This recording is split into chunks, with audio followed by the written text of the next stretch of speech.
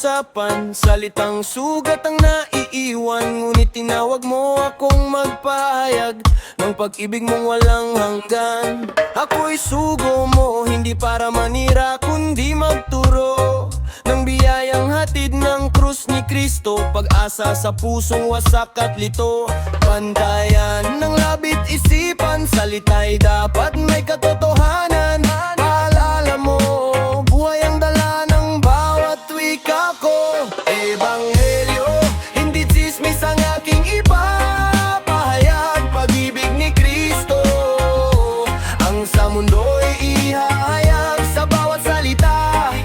Liwanag ay magningning, biyaya ng Diyos ang aking awitin. Hindi paninira kundi pag-asa, sa krus ni Jesus may bagong simula. Ebanghelyo ang aking dalang ilaw, hanggang sa dulo siya ang isigaw. Chismis ay naghahati, puso't samahan winawasak lagi. Ngunit ang biyaya'y nagbubuklod, sa pag-ibig niya tayo'y tinubos. Salita'y may asin, may galang, may talino't lambing. Sa bawat bibig na kanyang hinipo, pag-ibig niya ang siyang sumibol. Iwasan ang dilim ng kasalanan, piliin ang ilaw ng katotohanan. Paalala sa akin, samahang tama ang landas ko'y gagawin.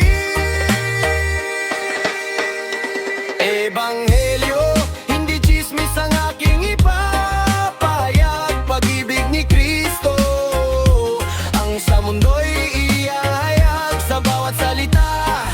Liwanag ay magningning, biyaya ng Diyos ang aking awitin. Hindi paninira kundi pag-asa, sa krus ni Jesus may bagong simula.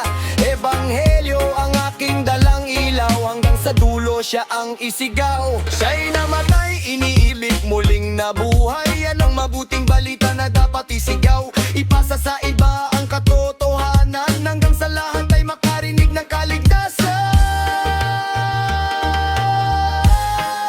Hindi ko ikahiya, Ebanghelyo, lakas ng Diyos sa bawat isa, sa bawat salita, sa bawat gawa.